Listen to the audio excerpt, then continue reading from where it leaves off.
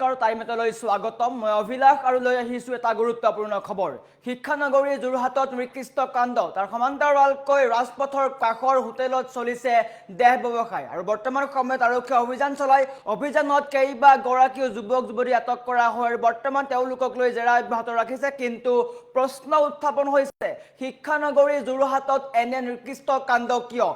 বৰ্তমান সময়ত ডাঙৰ খবৰ প্ৰশ্ন উত্থাপন হৈছে আৰক্ষীয়ে তদন্ত অব্যাহত ৰাখিছে 7 গৰাকী যুৱতী আৰু 8 জন যুৱকক বৰ্তমান সময়ত আটক কৰিছে কিন্তু ডাঙৰ প্ৰশ্ন উত্থাপন হৈছে শিক্ষানগৰী যোৰহাটত দেহ ব্যৱসায়ৰ দৰে ঘটনা কেনেকৈ সংঘটিত হৈছে আৰু এই ঘটনাৰ সন্দৰ্ভত সবিশেষ লৈ অহাৰ চেষ্টা কৰিছো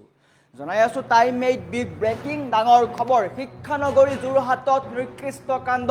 যি কাণ্ড শুনিলে আপুনিও লজ্জানত অনুভৱ কৰিব পোহৰলৈ আহিছে অনৈতিক ব্যৱসায় এটা ডাঙৰ ব্যৱসায় দেহ ব্যৱসায়ৰ দৰে অনৈতিক কাৰ্যকলাপ পোহৰলৈ আহিছে আৰক্ষীৰ হাতত বৃহৎ দেহ ব্যৱসায়ী চক্ৰ উৎখাত আৰক্ষী অভিযান চলাইছে আৰু অভিযানৰ অন্তত আটাইকে আটক কৰিছে 37 নং ৰাষ্ট্ৰীয় ঘাইপথৰ কাষৰ অৰবিট হোটেলত আৰক্ষীৰ অভিযান হোটেলৰ পৰা আপত্তিজনক অৱস্থাত 7 যুৱতী সহ 8 যুৱকক আটক কৰিছে দীৰ্ঘদিনৰে পৰা হোটেলখনত সুপৰিকল্পিতভাৱে চলি আহিছিল অবৈধ দেহ ব্যৱসায় হাতেলুতে ধৰা পৰিছে 15 গৰাকী যুৱক যুৱতী আৰু বৰ্তমান তেওঁলোকক জেৰা অব্যাহত ৰখাইছে পেগু উপাধিৰ কুখ্যাত মহিলাৰ নেতৃত্বত চলিছিল সমগ্ৰ চক্ৰটো এটা বৃহৎ চক্ৰ শিক্ষানগৰী যোৰহাটত বিভিন্ন সময়ত এনে চক্ৰ দেখিবলৈ পোৱা যায় স্থানীয় সচেতন মহলৰ তীব্ৰ ক্ষোভ যোৰহাটৰ শৈক্ষিক সমাজৰ মাজত তথা সচেতন মহলৰ মাজত ক্ষোভ দেখিবলৈ পোৱা গৈছে আটকাধীন আটাইকে থানালৈ নি তদন্ত কৰিছে আৰক্ষীয়ে ইয়াৰ দৃশ্যাংশ দেখুৱাই আছো এক্সক্লুচিভ দৃশ্যাংশ এনেকৈ আৰক্ষীয়ে আটক কৰিছে আটাইকে দৃশ্যমন কৰক যোৰহাটত এনে দৃশ্য কেতিয়াবা দেখা পাব বুলি কোনেও আশা কৰা নাছিল শিক্ষানগৰী যোৰহাটৰ দৰে এক স্থানত এনে ঘটনা সংঘটিত হৈছে যি ঘটনাক লৈ এতিয়া সমগ্ৰ ৰাজ্য জুৰি চাঞ্চল্যৰ সৃষ্টি হৈছে হোটেলৰ কোঠাত আপত্তিজনক অৱস্থাত উদ্ধাৰ হৈছে 7 গৰাকী যুৱতী আৰু 8 যুৱক আৰু সমগ্ৰ ঘটনাক লৈ চাঞ্চল্যৰ সৃষ্টি হৈছে কিয়নো যোৰহাটৰ দৰে এখন ঠাইত এনে ঘটনা সঁচাকৈ কোনো আশা নকৰে কিন্তু বৰ্তমান সময়ত এই ঘটনা দেখিবলৈ পোৱা গৈছে শিক্ষানগৰী যোৰহাটত নিকৃষ্ট কাণ্ড কৰিছে যি যোৰহাটৰ সকলোৱে শিক্ষানগৰী বুলি কয় কিন্তু বৰ্তমান সময়ত যোৰহাটৰ দৰে ঠাইত এই ঘটনা সংঘটিত হৈছে আপত্তিজনক অৱস্থাত 7 গৰাকী যুৱতী আৰু 8 যুৱকক আটক কৰিছে আৰক্ষী আৰু বৰ্তমান তেওঁলোকক লৈ তদন্ত অব্যাহত ৰাখিছে অসমৰ সাংস্কৃতিক প্ৰাণকেন্দ্ৰ তথা শিক্ষা নগৰী হিচাপে পৰিচিত যোৰহাটত এক নিকৃষ্ট কাণ্ড পোহৰলৈ আহিছে যোৰহাটৰ এটা বৃহৎ দেহ ব্যৱসায়ী চক্ৰক অৱশেষত উৎখাত কৰিবলৈ সক্ষম হৈছে যোৰহাট আৰক্ষী 37 নং ৰাষ্ট্ৰীয় ঘাইপথৰ কাষতে লাগি থকা অৰবিট নামৰ এখন হোটেলত নিশা আৰক্ষী অভিযান চলায় আৰু এই অভিযান কালতে হোটেলখনৰ পৰা আপত্তিজনক অৱস্থাত 7 গৰাকী যুৱতীৰ লগতে 8 জন যুৱকক আটক কৰে আৰক্ষীয়ে স্থানীয় ৰাইজৰ অভিযোগ অনুসৰি শিক্ষানগৰীখনৰ এই হোটেলখনত দীৰ্ঘদিনৰ পৰাই সুপৰিকল্পিতভাৱে এক চলি আহিছিল অবৈধ দেহ ব্যৱসায় এক বিশেষ সূত্ৰৰ খবৰৰ ভিত্তিত আৰক্ষীয়ে নিশা অতৰ্কিতে হোটেলখন ঘেৰি ধৰে আৰু হাতেলুতে ধৰা পেলাই 15 গৰাকী যুৱক যুৱতীক জানিব পৰা মতে পেগু উপাধিৰ এগৰাকী মহিলাৰ নেতৃত্বত সমগ্ৰ অঞ্চলটোত এই কুখ্যাত চক্ৰটোৱে খোপনি পুতিছিল যোৰহাটৰ বিভিন্ন স্থানত এই চক্ৰটোৱে খোপনি পুতিছিল অকল এই হোটেলখন বুলিয়ে নহয় বিভিন্ন হোটেল বা বিভিন্ন ঠাইত এই চক্ৰটোৱে খোপনি পুতিছিল আৰু বৰ্তমান আৰক্ষীয়ে আটাইকে আটক কৰিবলৈ সক্ষম হৈছে পবিত্ৰ শিক্ষানগৰীত এনেধৰণৰ অনৈতিক কাৰ্যকলাপ গঢ়ি উঠাক লৈ এতিয়া তীব্ৰ ক্ষোভ প্ৰকাশ কৰিছে স্থানীয় সচেতন মহলে বৰ্তমান আৰক্ষীয়ে আটক কৰা আটাইকেইগৰাকী যুৱক যুৱতীক থানালৈ আনি ঘটনাৰ সন্দৰ্ভত জেৰা অব্যাহত ৰাখিছে এটা প্ৰশ্ন উত্থাপন হৈছে চক্ৰটোৰ লগত আৰু কোন কোন জড়িত কিয়নো শিক্ষানগৰীৰ দৰে এখন পবিত্ৰ ঠাইত এই ধৰণৰ কাণ্ড সংঘটিত হৈ আহিছে বিভিন্ন সময়ত যোৰহাটত এনে ঘটনা দেখিবলৈ পোৱা যায় কিন্তু বৰ্তমান সময়ত প্ৰশ্ন উত্থাপন হৈছে শিক্ষানগৰী যোৰহাটত এনে ঘটনা সঁচাকৈ নিন্দনীয় সঁচাকৈ নিকৃষ্ট দেহ ব্যৱসায়ী চক্ৰ বৰ্তমান উৎখাত কৰিছে আৰক্ষীয়ে কিন্তু প্ৰশ্ন উত্থাপন হৈছে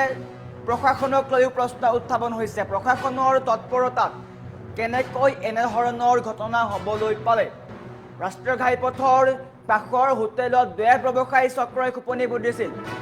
যাৰ ফলস্বৰূপে বৰ্তমান এই দৃশ্যসমূহ দেখুৱাই আছো এনেকৈ 7গৰাকী যুৱতী আৰু 8জন যুৱকক আটক কৰিছে এক বৃহৎ চক্ৰ যি চক্ৰক লৈ এতিয়া যোৰহাটৰ শৈক্ষিক সমাজ সচেতন মহল বৰ্তমান চিন্তাত পৰিছে বিশেষকৈ যুৱ প্ৰজন্মক লৈ এতিয়া চিন্তাত পৰিছে কিয়নো শিক্ষাৰ নগৰী বুলি যাক কোৱা হয় যোৰহাটৰ পৰিৱেশত এতিয়া এনে চক্ৰই খোপনি পুতিছে যোৰহাটৰ বিভিন্ন স্থানত এনে চক্ৰই খোপনি পুতিছে আৰু বৰ্তমান আৰক্ষীয়ে সকলোকে আটক কৰিছে আৰু আৰক্ষীয়ে আটাইকে জেৰা অব্যাহত ৰাখিছে আৰু চিন্তনীয় বিষয় আৰু লক্ষণীয় হ'ব আগন্তুক সময়ত এই চক্ৰটোৰ লগত কোন কোন জড়িত হৈ আছে সেয়া কিমান সোনকালে বা অতি শীঘ্ৰে ধৰা পেলাবলৈ সক্ষম হয় নে নহয় তাৰ সমান্তৰালকৈ এতিয়া প্ৰতিগৰাকী সচেতন মহলে বা প্ৰতিগৰাকী শৈক্ষিক সমাজৰ নাগৰিকে ধিক্কাৰ জনাইছে যোৰহাটৰ দৰে এখন পবিত্ৰ স্থানত এনে ঘটনা সঁচাকৈয়ে নিন্দনীয় আমাৰ ওচৰত আৰক্ষীৰ ভাষ্য আছে আৰক্ষীয়ে কি কৈছে ঘটনাক লৈ আমি দেখুৱাৰ চেষ্টা কৰিম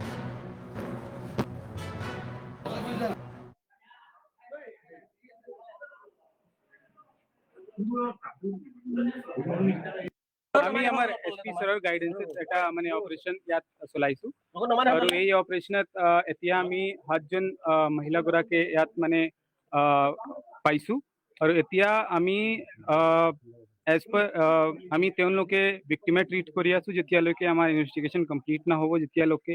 আমি আৰু এভিডেন্স নাপাম তেতিয়ালৈকে আমি তেওঁলোকে ভিক্টিম ট্ৰিট কৰি আছোঁ আৰু কিবা হ'লে আমি আইনমতে প্ৰচিডিং আমাৰ আগবঢ়াম সেইটো কিবা হ'ব পাৰে আমি এতিয়া আমাৰ চিজাৰ চলি আছে যি বস্তু আমি চিজাৰত পাম আমি অনাৰেবল কোৰ্টক প্ৰডিউচ কৰিম অনাৰেবল কোৰ্টে ডিচাইড কৰিব কি মানে ট্ৰু কি ফলছ সেইটো আমি এতিয়া ক'ব নোৱাৰে আমি সেইটোৱে কৈ আছোঁ আমি তেওঁলোকে এজ এ ভিক্টিম ট্ৰিট কৰি আছোঁ যেতিয়া আমি তথ্য পাম এভিডেন্স আৰু পাম সেই মতে আমি আমাৰ ইনভেষ্টিগেশ্যন আগবঢ়াম 7জন জেন্টছ এতিয়াতো আমি ছাছপেক্টেড 8জন আছে কিন্তু মানে হ'ব পাৰে তেওঁলোকে ছাছপেক্ট মানে নহ'ব পাৰে আমি আমাৰ ইনভেষ্টিগেশ্যন ৰিভিল কৰিব কোনে কি কৰি আছে এইটো আমি ইনফৰমেশ্যন পালোঁ আমি ৰিজনেবল আমাক ছাছপিশ্যন আছিলে তেতিয়া আমি ইয়াৰ পৰা সেইটোৱে সেইকাৰণে আমি ৰেড মাৰিছোঁ কিন্তু আপুনি মানে সোনকালে গম নাপাব কি সত্য কি মিছা আমি ইনভেষ্টিগেশ্যনত গম পাম কি সত্য কি মিছা এতিয়া আমি আমাৰ ডাউট আছিলে ৰিজনেবল ডাউট আছিলে আমি ইনফৰমেশ্যন পালোঁ আমি ল মতে ইয়াত প্ৰচিড কৰিম হা সেইটো পালোঁ আমি কিমান দিনৰ পৰা চলি আছিলে আপোনালোকে সেইটো আমি এতিয়া ক'ব নোৱাৰোঁ যেতিয়া ইনভেষ্টিগেশ্যন আগবাঢ়িব তেতিয়া আমি আপোনালোকে হা এতিয়া হা তেওঁলোকে আমি ইয়াৰ পৰা লৈ গৈছোঁ